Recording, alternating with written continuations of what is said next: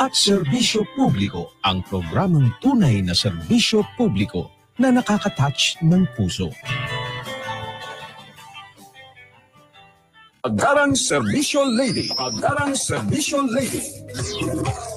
Handang tumulong sa nangangailangan, may malasakit sa kapwa, may puso sa mga bata at mga senior citizens. Palaging handang umalalay, magbigay ng solusyon at maghatid ng positibong pagbabago. Positibong pagbabago galing sa pusong paglilingkod, walang kulay at personal na interes. Halina at samahan si Dr. Hilda Ong. Dr. Hilda Ong, ang Agarang Serbisyo Lady sa kanyang pagbibigay ng agarang tulong, maghahatid ng tamang impormasyon at inspirasyon. Serbisyong galing sa puso. Agarang Serbisyo Lady. Agarang Serbisyo Lady.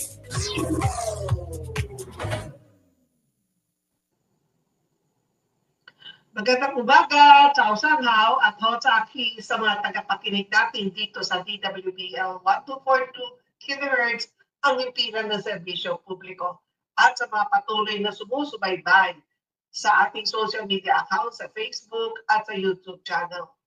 Ang iyong Agarang Serbisyo Lady ay lubos na nagagalak na muli maging kabahagi ng umaga o anumang oras kayo dyan sa inyong kinaroroonan.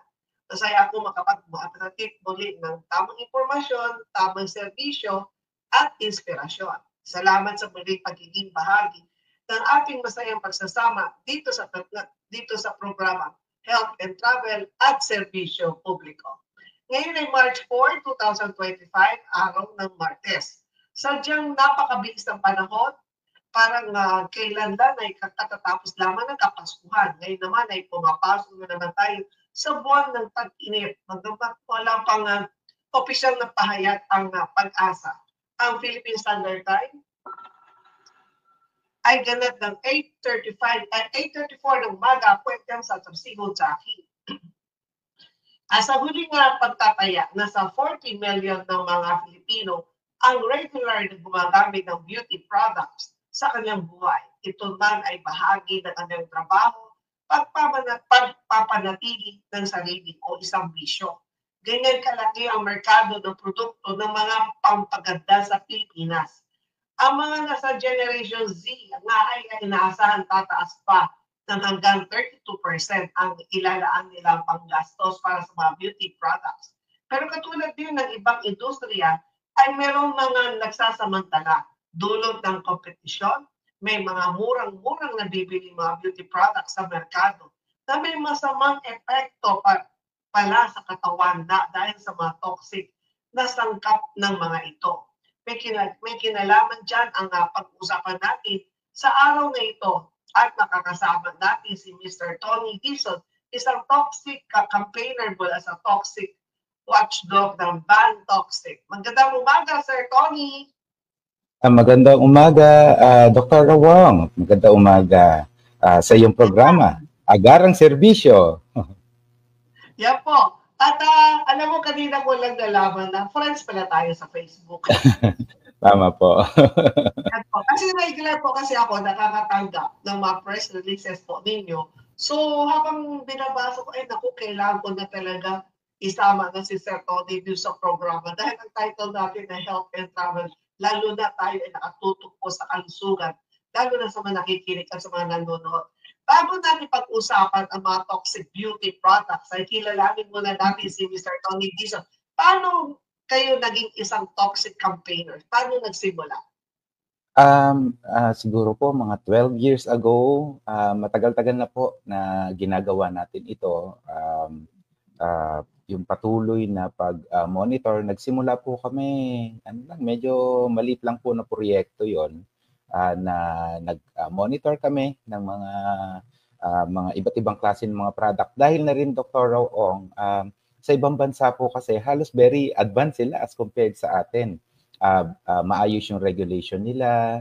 Pag may mga products na dumadating sa bansa nila, mabilis kaagad nilang natitest, nati-check kung yan ba ay registered, notified ba yan ng kanilang regulatory agencies. Pero dito sa atin, medyo yun yung kulang dito sa atin.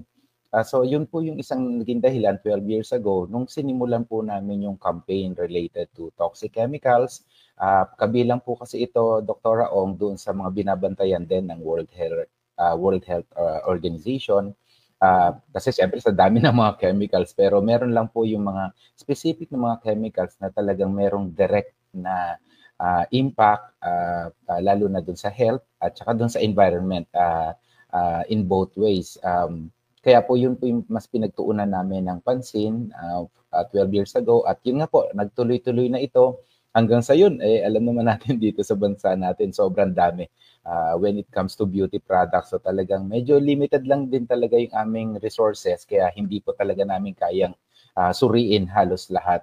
At yun din po yung nag-drive sa amin na makita na may mga ilang mga kailangan pong ma-review, mabago na ilang mga policies dito sa atin para ma-ensure natin na talaga magiging safe yung mga beauty products na mabibili natin both online at saka doon po dito sa ating market.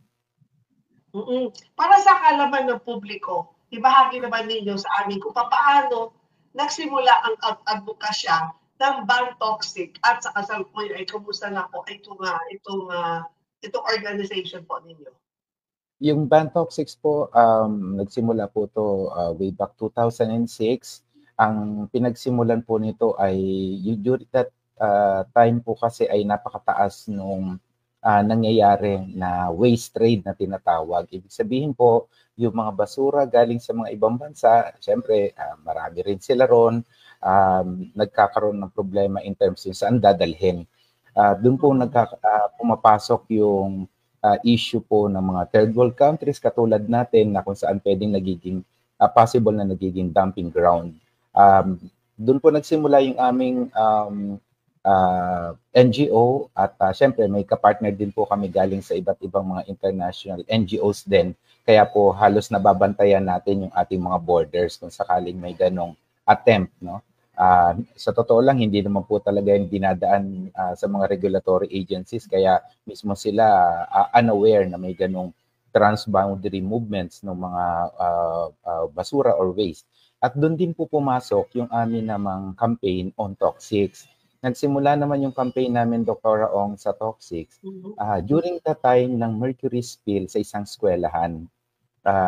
Siguro matagal-tagal na po ito, nagkaroon ng mercury spill, may mga bata naglaro, may mga natapon ng mga thermometers, at doon po din yung isang dahilan kung bakit napupush yung tinatawag na Minamata Convention on Mercury. Dito po kasi sa atin, tayo po ay party, yung ating bansa, doon sa mga ilang conventions, international conventions, para nga po ma-regulate, ma-eliminate din yung paggamit nga ng mga iba't ibang mga toxic chemicals katulad ng lead, mercury at iba pa. At hindi dapat sana natin yan makita dun sa ilang mga products, including beauty products. At dun po, nagtuloy-tuloy na po kami, Dr. Ong, hanggang sa may mga success stories po tayo na i-push natin yung ating government para mag-sign doon po sa mga ilang conventions, including participation din sa mga international gatherings at mga treaties na kung saan napakahalaga po, especially dito sa ating bansa. Kanina nabanggit mo tungkol doon sa mga waste. Kamusta na po yun Kamusta na po yung mga, ano nangyari na doon sa Canada waste? At kayo po ba, wala na ba lumulusot ng mga basura na galing sa ibang bansa? Nako, magandang story po yan, Dr. Ong. Yes, well, may mga dumating, may mga umabot po dito sa atin. In fact, may mga na-dump na. Out of the 103 containers, sabihin natin half of these are naibalik. In-acknowledge naman ito during the time na ni PM Trudeau na bumisita pa dito sa ating bansa, ay nagkaroon tayo ng negotiation, especially the government, para nga po ma-prevent. Kasi sa totoo lang, hindi rin naman din nila alam mga private concessionaires po ito na gumagawa ng ganitong klaseng strategy na idinadump o tinatapon yung mga basura coming from their company. Kaya po, yun, na-prevent natin, bagamat merong ilang mga containers na kung saan na-dump dito sa atin. Pero at least somehow nakapag-develop po yun ng clearer policy dito sa atin. para ma-prevent na nga din. Kaya po siguro wala na halos tayo napapabalita na merong mga other countries na dinadala yung mga basura nila dito sa atin dahil nga po medyo mas na heighten natin yung issues at syempre nagpapasalamat tayo sa Bureau of Customs, sa DNR dahil talagang sila naman din talaga yung nasa front line with in comes to dun sa implementation ng mga policies po natin. Kasi noong panahon na yun, yung pagka pinag-uusapan ng basura, naging consultant kasi ako ng DNR, kaya doon ako nakatutok talaga sa basura. So kaya nung nabanggit mo itong sa Canada Waste, sabi ko dito nga sa Pilipinas, problemado na nga tayo sa sariling basura natin. Tatanggap pa tayo ng mga basura galing pa sa ibang bansa. Sana sabi ko parang mali yata yun na, di ba? Tama yun, Dr. Ong. Tayo nga po rito, yung 24 or 25 years natin na batas na Republic Act 9003, napakahirap na nga ng implementation nito. At yun nga po, napapabalita na halos napupuno na yung ilang mga sanitary landfills natin. Kaya yun nga po yung isang dahilan kung bakit pinupush namin, Dr. Ong, na i-review yung ating 9003. Medyo matagal na rin po kasi sobrang tagal na nung batas na to. May mga gaps tayo na na-identify. In fact, on the part of the government, alam din nila yon. Sila yung main implementors. May mga gaps po yung ilang mga provisions po natin doon. At doon nga po pinapasok namin yung provisions na kung saan yung zero waste approach na po ang kailangan talaga natin. Kasi at the source talaga kailangan ma-minimize yung volume ng mga basura para po hindi na tayo magka-problema kung with regards to sa pile up ng mga waste natin sa mga sanitary landfills. At nabanggit mo rin kanina yung thermometer. Alam mo, Sir Tony, kasi sa napansin ko, pagka yung sa thermometer, mas accurate yung dati yung panahon pa namin na yung thermometer, yung may mercury compare sa digital.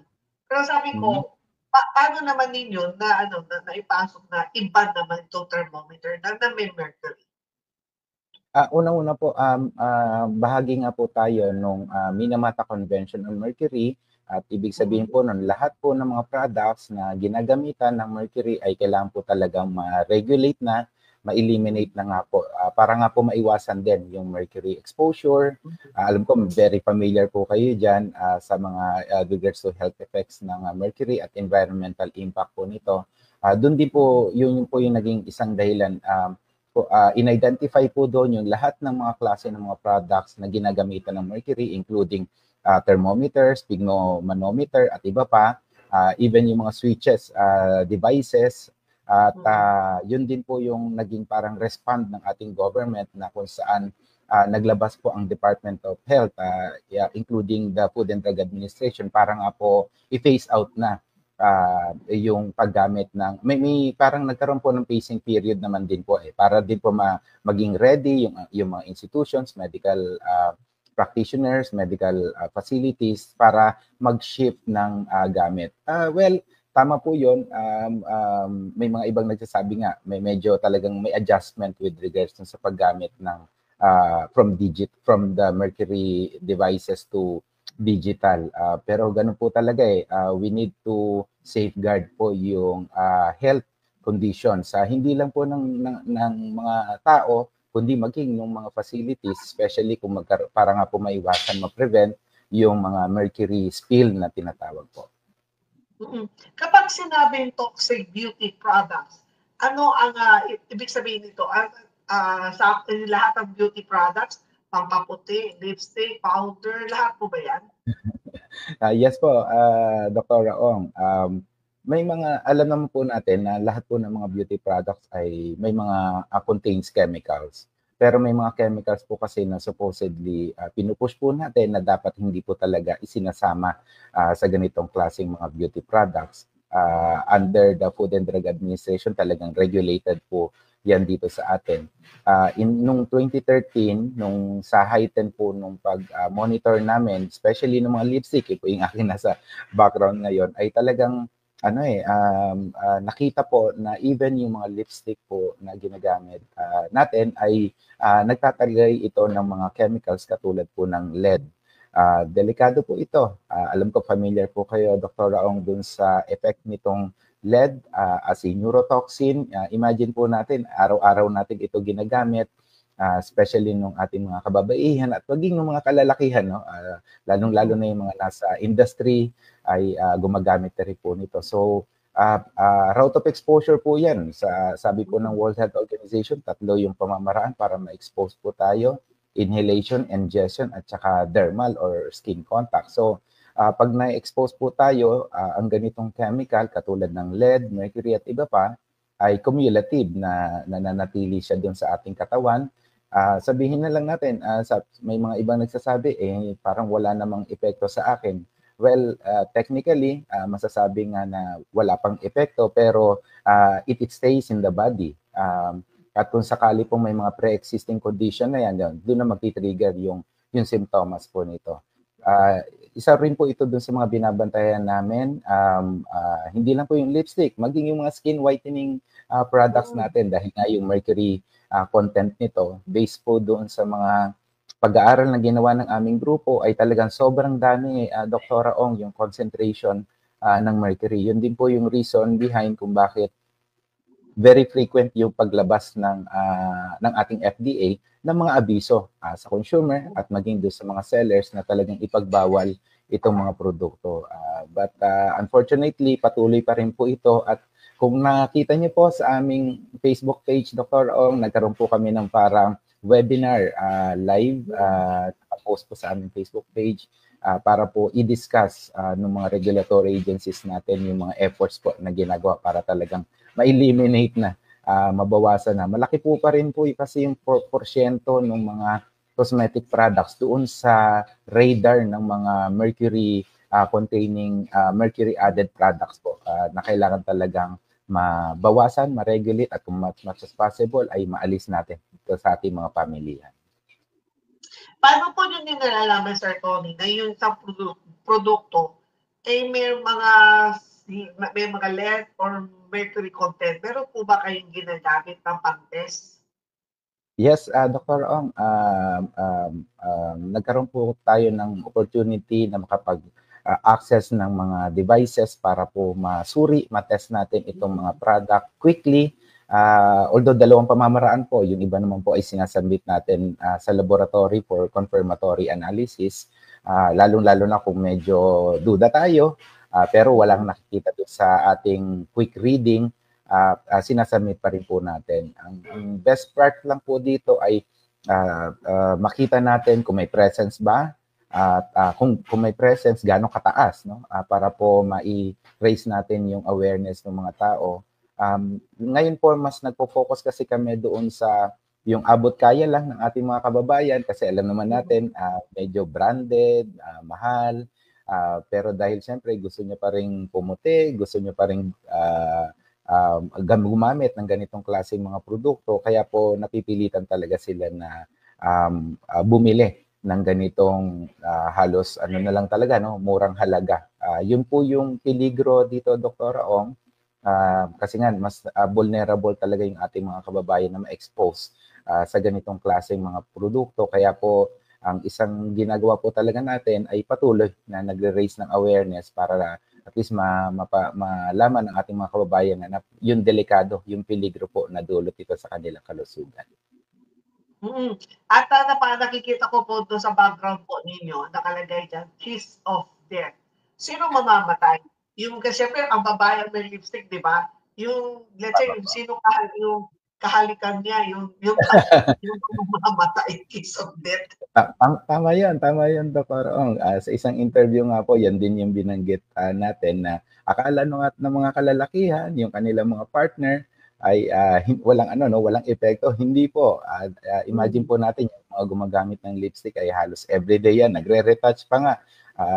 Sana nga po makasama natin yung mga nasa mga artist natin, mga nasa industriya, dahil sila po talaga yung halos nito kumbaga very frequent yung paggamit. At yun nga po, kahalikan, tama po yun, no? Natatransfer po kasi talaga ito. Sino yung kahalikan niya, yun ang magkakaroon ng lipstick din. tama po yun. Kung sino po yung madampian nitong mga lipstick na Ayan, ito sa balat mo man or sa balat ng iba, ay pareho pa rin po yung magiging epekto nito.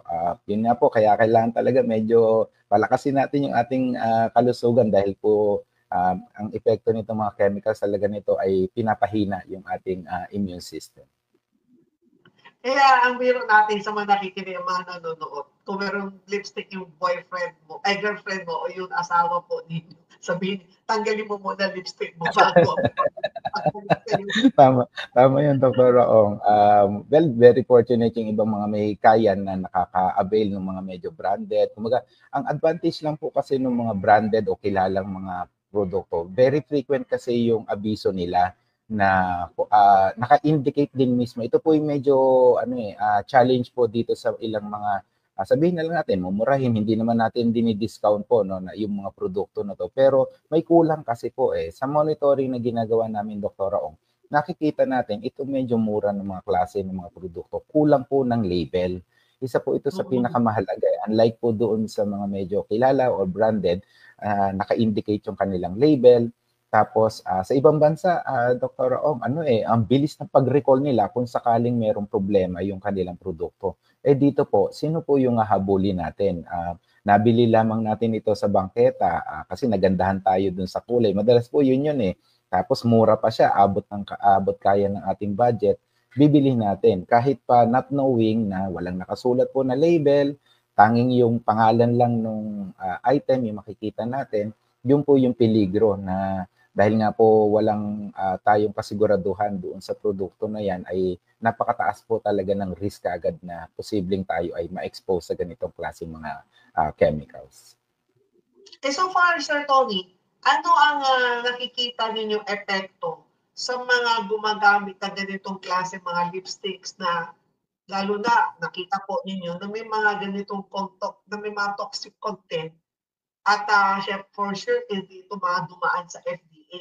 So ano na nakita ninyo ang nagiging epekto sa mga gumagamit? Marami po yung nagiging epekto nito. For example na nga lang, kung sa LED yan, magkakaroon po kagad yan ng irritations, even mercury, kakaroon po ng skin irritations yan. Familiar po kayo dyan, no? In terms of mercury exposure, nagkakaroon ng tremors, flappiness, no? Namamaga yung balat. Halimbawa, kung sakaling malagyan o mapahiran nitong ganitong klaseng produkto. Ang isang medyo unfortunate lang po dito sa atin kasi pag nagkaroon po ng immediate effect sa kanila ay hindi nagsisikagad ng doktor no pumunta sa halimbawa sa clinic para ipa-check up. Na ang kadalasan pong ginagawa ng mga kababayan natin bukod sa i-discontinue niya o titigil niya ay magse-self-medicate na lamang. So it's either papahira ng kung ano-ano po no. May mga ilan tayo nakikita sa social media na pinupost naman din nila. Very recent nga po, meron parang isang nagkaroon, parang hindi ko alam kung bata or teenager, na nagkaroon po talaga medyo namaga po, nagkaroon ng sugat yung kanyang labi ng paggamit nitong ganitong klaseng lipstick. Kaya po ipinapanawagan nga ito. Previous years, doktora, ay nagkaroon po ng ilang, in fact, na napalabas pa sa TV, yung ilang mga kababaihan na gumamit ng whitening products na containing mercury na binili lamang online. So, kumbaga ilan lang po yung mga kababayan natin na may lakas ng loob na ipakita or sa publiko yung mga experiences nila. Sa totoo lang po talagang kakaunti lang kadalasan nga po talaga magsi-self-medicate, hindi talaga ipapaalam na may nangyayari na pala sa kanila doon sa epekto bukod doon sa pag-discontinue. Yun din po yung dahilan kung bakit patuloy talaga natin ito na pinapanawagan. At syempre, Dr. nagpapasalamat kami lalo na ang aming grupo sa inyong himpilan, inyong programa at pagbigyan po kami na isa publiko ito para po makatulong tayo. Maging aware, yung prevention po, yung pinakamahalaga po na aspeto nitong ating ginagawa. Oo, ibig sabihin, kapag kayo ay gumamit ng mga cosmetic products na baga ang labi po ninyo, tama yung pag-discontinue, pero dapat pupunta pa rin kayo sa dermatologist. Ipakita ninyo sa doktor na yung namamaga ang bibig mo. And then, ang isa pang nakakatakot kasi sa panahon ngayon, ang daming gumagamit ng mga whitening cream. Kasi ngayon, ang mga tao gusto nila yung instant na maputi na silang tignan. Kaya kumpara nyo ba ayaw nila yung dating mas maganda ang moreno. So dito sa whitening cream, sabi naman nila, pinapahitan nila sa balat nila. Pero hindi naman nila alam, yung mga pinapahit ninyo, ina-absorb niya ng organs natin. So far, ano ang naging experience po ninyo dito? Paano naman yung natutupan nitong mga whitening cream?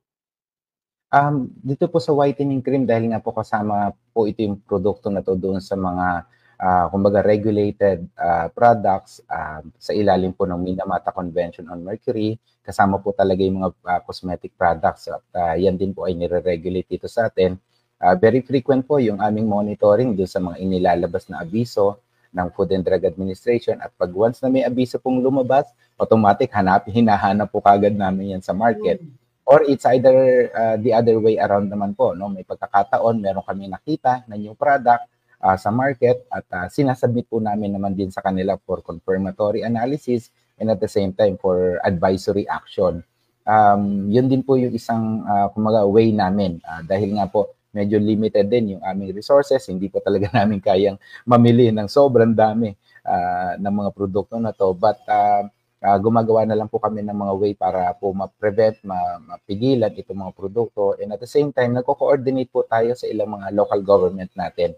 Kasi kahit po, lalo-lalo na po kung meron na existing na advisory ang FDA, kino-coordinate po kagad natin ito sa ating mga LGUs para po from their jurisdiction ay may capacity naman po sila para maabisuhan, lalong-lalo na yung ating mga manininda na tanggalin na lamang. Hindi naman po lahat ng produkto nila kundi may mga ilang specific products po talaga na banned or prohibited na dito sa atin, sana po hindi na nila ito ibenta. So, ganun po yung nagiging proseso ng aming advokasya, Dr. Ong, at kailangan namin po magpatuloy dahil po sa dami ng mga produkto dito sa atin at sa dami na rin din ng mga gumagamit at nakikita tayo online ay mainam po talaga na mai-push talaga yung awareness patungkol po dun sa mga epekto ng mga chemicals na to dito sa ating bansa. At paano natin tuturuan ito sa ating mga consumer kung paano nila malalaman na itong produkto ay meron aprobadong safety certification mula po sa FDA, yung kumbaga meron silang certificate of registration o tinatawag nila na certificate of notice na tawag nila doon. CPN po. Di ba? Na ito ay talagang safe nilang bilhin. Kasi kadalasan yung mga pag sila lalo na sa sidewalk o kaya naman ngayon, malakas ang bentahan sa online, di ba? Kasi gagaling ng mga vloggers mag-introduce and then sila pa mismo gumagamit. So, siyempre nakikita na, siya mismo gumamit o pumuti talaga siya kumpara nung time na nakilala ko siya, hindi siya ganun kaputi. So, paano natin matuturuan at ang mga consumer na tama lang ba itong tinatangkilik po ninyong produkto? Maganda po yung tanong nyo, Dr. Ong. Yan din po yung binungan ng aming webinar workshop kahapon na pwede nyo po mapanood via sa aming Facebook page account. Doon po mas tinalakay natin paano nga po tayo magtutulungan with our regulatory agencies at even yung ating mga online platforms. Napakalaki po talaga ng challenge on the part ng regulatory agencies. Paglabas kasi ng mga abiso, from there, napuputol na po natitigil na. So wala na pong yung connect papunta doon sa mga merkado, sa mga pamilihan. Dito po sa webinar kahapon ay tinalakay po yung ilang mga policy, especially doon sa ating mga online platforms. Actually, hindi naman natin dinidiscount yung ating mga platforms. Dito, ang sinasabi lang naman po natin ay mas higpitan, mas isaayos po yung mga posting, lalong-lalo na ng mga sellers, doon po sa mga ipinagbabawal. Hindi naman po talaga lahat ng product kundi doon sa mga ipinagbabawal na mga klase ng produkto. At yun din po yung binunga nung ating workshop webinar kahapon na kung saan nakapag-develop po tayo ng sort of coordination group para po mas mapag-usapan, no? Parang sitting down, pag-upuan po natin, no? Ito po yung mga nakita natin ng mga products na dapat po ay i-take down or alisin doon sa mga platforms dito sa atin, and at the same time ay mas kumbaga mag-develop po ng system within the online platforms para automatic pag medyo pumasok po yung produkto na ipopost ng seller ay automatic na kagad i-take down na kagad yung kumbaga hindi na po mako-continue yung kanyang pag-input. Yun po yung mga yun po yung medyo matagal-tagal pa ito siguro na ma-develop pero somehow at least masimulan na po ito para po in the process na maging maayos na po yung system na ito ay automatic na siya, hindi na mai-post online. Now, pagdating naman po dun sa ating mga pamilihan, dun sa ating mga markets, yan po yung another challenge yan, na kung saan kailangan talaga po na i-convene din yung iba pang mga LGUs natin para tulungan natin yung ating FDA. Medyo limitado talaga yung kanilang capacity para po ma-monitor, ma-regulate ito. Tapos, ang gagawin po kasi ng FDA ngayon ay mas i-enhance niya yung kanyang system of reporting. Halimbawa, since ngayon via social media na po, pwede na tayo mag-file ng complaint agad, hindi na yung gagawa ka pa ng email, susulat ka pa, magsasend ka pa ng post. At least ngayon, i-utilize na lang po yung ganong klaseng mga applications sa social media para po mas mapabilis yung reporting. I-identify mo lang naman po saan yung location, ano yung klase ng products na nakita mo doon, and then papaubayan na natin yung coordination sa FDA with the local government para po mas mapabilis yung pag-monitor nito. At syempre sa bahagi po namin ng Banta Office, magpapatuloy pa rin namin itong aming ginagawa. Parehas naman po binabantayan natin, Dr. Ong, yun sa market at saka doon sa online. Kaya po tutulong din tayo, lalo na doon sa pag-monitor nga ng mga ipinagbabawal na. Nililinaw ko po, hindi po lahat ng mga product, but rather yung mga ipinagbabawal na o kaya mga produktong nakitaan na ng presence ng ganitong klaseng mga chemicals katulad po ng lead at ng mercury. So far, kapag every time na meron kayong nabili sa merkado at nasuri po ninyo na ito talaga meron mga lead content, ito agad-agad po ninyo dinadala sa FDA? Yes po. Sinasubmit po kagad namin ito, tapos inaabisuhan na natin ang publiko. Pinopost po namin kagad yung klase ng mga products na ito. Especially po kung very outrageous, Dr. Ong, yung sobrang dami. Kumbaga, confirm na yan na talaga may presence ng ganitong klaseng chemical dahil sa sobrang taas din ang nakita natin. Ngayon, kung medyo mababa ng konti within the limit, yan din po. Yun na lang po yung isinasubmit natin para po mismo yung FDA na yung mag-confirm kung whether or not may presence po ba ng chemicals ito or wala. O di kaya ay kung ito po ba ay notified. Yun naman po yung sunod na step doon, Dr. Ong. Kung notified ba yung produkto na yon, katulad na yung binabanggit po ninyo, kung may CPN ba ito. Ngayon kung wala, wala po tayong magagawa. Maglalabas pa rin po talaga ng abiso ang FDA. Kaya po dun sa mga manufacturers, producers ng ganitong klase mga produkto, please, let's follow yung mga regulations dito sa atin. Isumiti po ninyo yung mga produkto na gusto nyo pong ibenta dito sa ating mga pamilihan.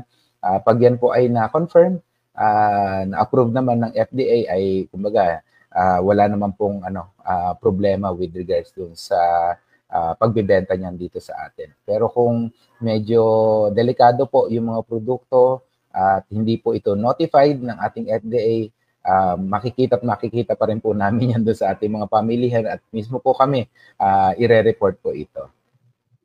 At isa pa rin na natatanggap ko sa press release po ninyo, ang isa nun ay yung mga laruan ng bata. So, yung mga laruan ng bata, ganun din po ba kadelikado din na meron din na kumbaga binabantayan din ninyo. Kasi syempre mga magulang, lalo na yung may mga below 5, yun ang lagi binibilan ng laruan So, dito rin may mga ganun content din. Yes, Dr. Om, kasama po yan. Children's health and safety po yung aming main na advocacy ng aming grupo. Kaya po lahat po ng mga klase ng mga products na gagamitin or ginagamit ng mga chikiting o ng ating mga anak ay talagang binabantayan po namin yan. Same process pa rin po, i-monitor po namin yan both online at saka sa market. Tinetest po namin pag medyo hindi masyadong maayos yung result ay sinusumiti po namin for laboratory analysis at once lumabas po yung mga results na to ay sinusumiti po natin ito sa FDA. Mahalaga po kasi merong pinagbabatayan tayo na polisiya. Ang hirap po kasi na parang outright i-announce lang namin ito. Wala naman palang confirmatory coming from regulatory. So mahirap naman po. Kawawa naman po yung halimbawa manufacturer, no, na bigla na lang niyang ipo-pull out yung kanyang produkto not knowing hindi naman pala siya covered, no, under dun sa advisory ng FDA. So mahalaga pa rin po talaga na isumite natin to, yung channel ng regulatory agencies. And then from there, once na ma-confirm po ito ng ating mga regulatory agencies, both ano po yan, FDA, DNR, kasi DNR naman po, ay meron din silang parang tinatawag na mga chemical control orders na sila naman po yung nangangasiwa rito. At ang isang pinakamaganda kahapon, Dr. Ong, sa aming talakayan ay kasama po natin ang DTI. Kasi nga po, online shopping po yung ating pinag-uusapan. Sila po kasi ang may kumbaga jurisdiction with regards dun sa e-commerce law dito sa atin. Kaya po kahit pa sabihin natin na meron ng advisory, kung hindi po unaware yung ating regulatory agency na DTI, ay may hirapan din po sila na i-abisuhan yung mga online platforms na i-take down yung mga produkto. So, iyon po yung parang sistema na kailangan maisaayos at syempre, katuwang po tayo na kikilos dito, lalo-lalo na yung mga produktong pambata na sobrang dami. Sa totoo lang, Dr. Ong, isa po kami doon sa nagpursige na alala niyo po siguro mga 2 years ago or 3 years ago, yung lato-lato na kung saan naging popular dito sa atin, ay kabilang po tayo sa nagpurso talaga ito na ito ay ipagbawal dito sa atin dahil nga po may behavioral development po na nangyari nung kumbaga simple lang yung laruan pero develop na siya into a medyo violence on the part ng mga bata, kaya po talagang tama lang po may mga reports po din po at saka social media uploads content na kung saan ginamit na mismo itong laruan na to para manakit ng kapwa niya bata. So talagang much more na kailangan talaga itong alisin or wag nang ibenta dito sa atin. Yung mga ganito pong mga tawag nito, content yung atin pong pinupursige, lalong-lalo na sa social media na kung saan talagang yan na po ang ating daily life talagang everyday social media talaga. So talagang pinupursige po namin na may post kagad ito para po mas maging aware yung ating mga kababayan. At ang isa pa, yung Tumblr. Ano ang nagiging epekto sa tao na, let's say, di ba ang Tumblr, yung mga dikulay ba ang sinasabi po ninyo na may mga let o tapos ano ang magiging epekto dahil hawak naman nila, maano pa rin ba sa katawan nila? Yes po, Dr. Ong, maging yung mga tumblers, pero particularly po yung mga paint-coated ng mga klase ng mga tumblers. Paint-coated, yes. Wala tayong masyadong nakita with regards sa medyo hard plastic na klase ng tumbler. Maliban na lang, alam naman po natin yung epekto ng plastic na mga kagamitan, no? Especially in our body. Pero particularly po, ang mas binabantayan natin yung mga stainless na paint-coated. Ibig sabihin, may pintura po talaga ito. Pero hindi po lahat. May mga na-test din naman po tayo na nag-negative. Ang mas hina-highlight po natin dito yung mga nag-positive, especially yung mga bright colors type na mga tumbler or water container. Ibig sabihin, bright colors, alam naman po natin kung ano yung mga kulay na yan, no, na very bright. Sa totoo lang, Doktora, sa ilang mga discussions namin ito, especially sa schools, dahil mga bata po talaga, lalo na ngayon, sobrang init. Kailangan talaga yung mga tumblers, may dala yung mga bata, mga chikiting. pinapakita po natin doon, nagte-test po tayo on the spot doon sa mga schools para po maging aware din yung mga bata. At yun nga po, tama po yun, no? Nag-chip out po kasi yung mga paints dyan sa mga tumblers. Pag natanggal po yan, hindi na po natin alam. Pwedeng sa hangin yan napunta o di kaya sumama po sa kanyang, dumikit sa kanyang balat. Tapos during that time ay kumakain siya. So ano na po may possible exposure na po yan. Sumama doon sa pagkain, pumasok na sa kanyang katawan, etc. So bagamat hindi nagmamanifest kagad yung symptoms nito, pero ganun pa man ay na-expose pa din siya. So cumulative po yung ganitong klaseng exposure. Ibig sabihin kung patuloy everyday nagtitake siya nitong water container, painted water container. Tapos may ilang mga klase ng tumblers din po na nakita tayo na halos malapit na sa bibig yung pintura. So coated na din po hanggang doon sa may So mas mataas yung chances po talaga na ma-expose sila. Yan po, Alka. Kaya mag-ingat-ingat po kayo sa yung mga tinatangkilik po ninyo na hindi natin alam na talagang masama na ito sa inyong kalusugan. Sir Tony, bakit sa kabila ng paulit-ulit na pagbabawal sa paggamit ng mga produkto na hindi tiyak kung aprobado ng FDA, marami pa rin na tumatangkilik pa rin sa mga ganitong klase produkto? Lalo na ngayon, delikado ang lipstick kasi mismo sa bibig mo na, sa lips mo na, di ba? Tapos nakakain mo, nasasama sa iyo, let's say kung anong kinakain mo yun, nasasama yun, yung lipstick, di ba? Yung stain. So, paano talaga natin ma-educate ang mga nakikinig at mga nanonood na hindi lahat, kailangan talaga, alamin talaga nila. Pero minsan yung mga seller, wala naman silang may pakita na FDA kasi minsan may nag-aalok lang, bibili lang sila ng sabi natin isang dosena at ito naman ibebenta lang nila. Maganda po yung tanong mo, Dr. Ong. Parang sinagot mo po yung challenge dito sa ganitong campaign from the part ng regulatory agencies, paano mas maipopropagate pa yung information na to on the part ng even yung enforcement action, no? May mga kakulangan pa rin po talaga yan. Maging itong ginagawa po natin, yung pagre-raise ng awareness, sa totoo lang, medyo nahihirapan din po kami, pero kailangan lang magpatuloy mai-popularize pa po yung information. Limited pa din po yung aming mga followers pa sa Facebook. Kaya po sana yung sa mga nakikinig at nanonood dito kay Dr. Ong, i-like and follow, share naman po ninyo yung aming Facebook page para po mas marami tayong mga kababayan na ma-inform. So, marami pa po yung kailangang trabahuhin tayo, Dr. Ong. At siguro po sa tulong ninyo, lalo na kayo naman po ay medical doctor, ay malaki yung maitutulong po ninyo na mai-push pa natin po yung awareness. Tama po yung inyong observation na kahit pa ganito may mga awareness tayo, ay yung mga kababayan natin, hindi talaga natin sila mapigilan na tangkilikin o bumili ng ganitong produkto, lalong-lalo na po. Siyempre, marami tayong kailangan ayusin, no? Epekto po yan ng marketing, no?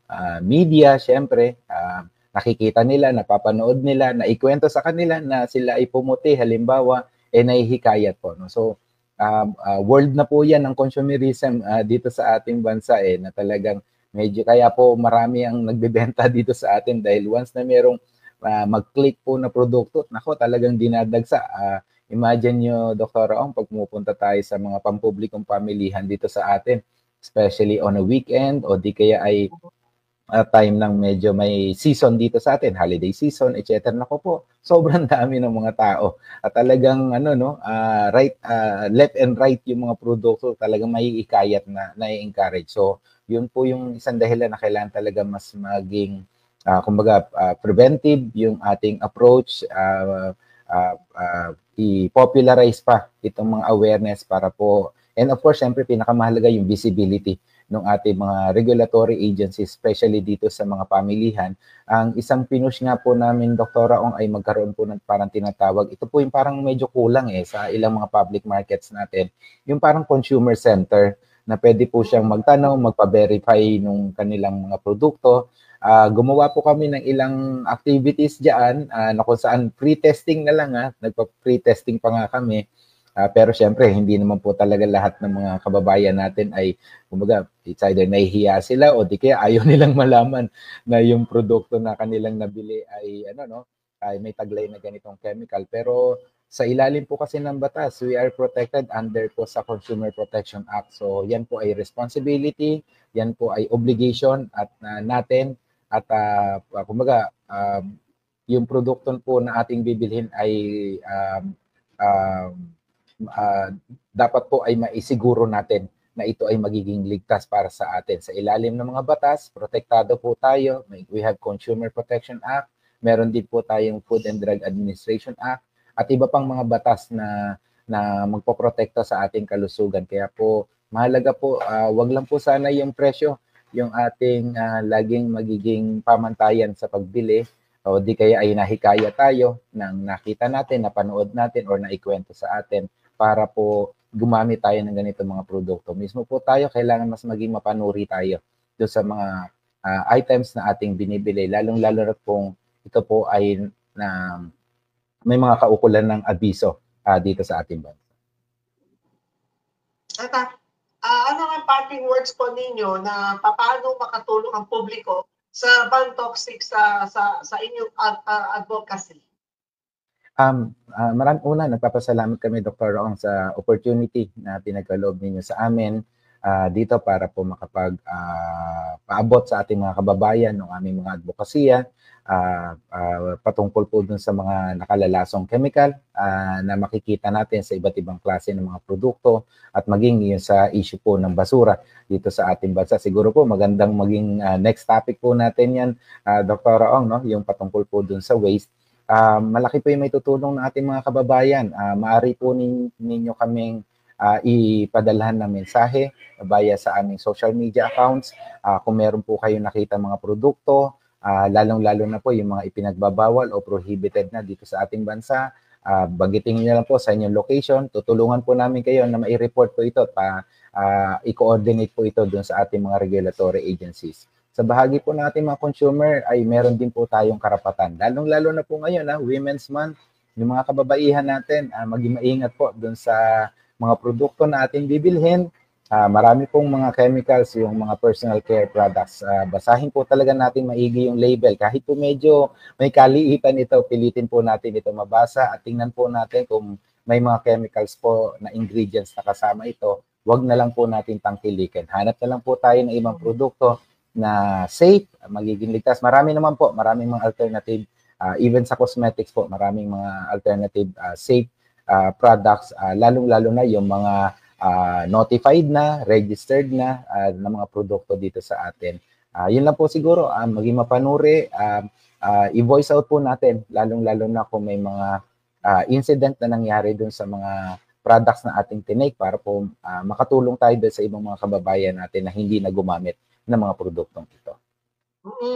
At kapag pagka sobrang liit, hindi niyo mabasa, anuin po ninyo, picturean po ninyo, saka po ninyo i-zoom para at sigurado nababasa po ninyo ano ba yung mga nabibili po ninyo. Lalo na, di ba? Well said. Naman po Tama po yung website kung itong produkto ay meron kaukulan permit from FDA. Tama po yan, Dr. Rong. In fact, alam ko po ay even via Facebook po ay pwede na rin po tayo mag-file ng complaint. Ibig sabihin, isubmit po natin, i-report po natin ito. Kasi medyo tedious pa po kung pupunta pa tayo sa kanilang site. Although tama naman, magbe-verify tayo, pero sinusubukan po natin, hinihikayat natin yung ating regulatory agencies na i-simplify po yung pagbe-verify. Kung meron nga lang sanang particular na app na pwedeng madalian na lang, i-verify kaagad yung mga produkto at the tip of our hand, nandun na kaagad yung information, mas magagabayan yung ating mga consumers sa kanilang pamimili. Maraming salamat po sa oras po na naibigay po ninyo dito po sa programang Health and Travel at Serbisyo Publiko. Maraming salamat, Dr. Ron. Agarang serbisyo para po sa atin at siyempre para po sa ating kalusugan at sa ating kalikasan, pangalagaan po natin ito. Yan po. Muli ang nakasama po natin ay si Mr. Tony Dizon, isang toxic campaigner mula sa grupong Ban Toxic. Ayan napakinggan po ninyo, napanood po ninyo. Ako, delikado din para alamin po ninyo itong lipstick na binibili po ninyo, mga kababaihan, lalo na may mga artista, di ba, yung mga na gumagamit ng, natawa talaga ako nung sinabi niya talaga na yung nakalagay doon sa kanyang likod ay kiss of death. Ayan po. Kapag naglagay po kayo ng lipstick, tapos siyempre, meron kayong mga boyfriend, o di ba, magigaligan kayo, kiss of death kapag mali ang nabili yung lipstick, o di ba, nakakamatay ng yung mga lipstick na may mga, pero ito yung sa akin, MAC po, sigurado to, di ako wala mangyayari sa akin, saka hindi rin ako nakikipaghalikan. Kaya ngayon maganda po ang naging topic po natin today. Kung meron po kayong mga katanungan o gustong linawin ng mga bagay-bagay, huwag po kayong magkatubili na magpadala ng mensahe dito sa Ban Toxic o kaya sa FDA. Sa mga FDA, pero na rin po sila sa Facebook page. Pupunta po kayo doon sa page po ng Ban Toxic po. Yan po, para updated po kayo kung ano po ba mga tinatanggi po ninyong mga produkto na magdudulot ng hindi maganda sa inyong kalusugan. Kapag kanina nabagin po ni Sir Tony, kapag ka namaga, dahil yung paggamit po ninyo ng lipstick ay namaga ang yung labi, tama po na stop ka agad. Pero kailangan po ninyo pupunta pa rin sa doktor. Alamin po para malaman ka agad na kung anong dapat gawin. Huwag ninyo hahayaan lang. Dapat siyempre may gamot o may papagawa sa inyo yung doktor. Punta lang po kayo sa dermatologist o kaya punta lang kayo sa emergency room. Ngayon, ang PhilHealth pag kayo napunta sa emergency room, magagamit pa ninyo ang benepisyo kapag kayo ay ER na within 24 hours, sagot po ng PhilHealth. Kaya ingat-ingat po sa pagtangkilik po na produkto na hindi nyo sigurado na ito ay FDA approved. Samantala, ang oras sa Buong Kapuluan ng Pilipinas ay ganap ng 9:23 ng umaga, kautyang dito sa Hunsaki. Sa pagbabalik po ng health and travel at serbisyo publiko, papatiin naman natin ang ating mga followers na mga nanonood po sa ating ngayon. Back to DWBL. Health and Travel at Serbisyo Publiko. Serbisyo Publiko with Dr. Hilda C. Ong. Ang programang tunay na serbisyo publiko na nakaka-touch ng puso. Health and Travel at Serbisyo Publiko. Ang programang tunay na serbisyo publiko na nakaka-touch ng puso.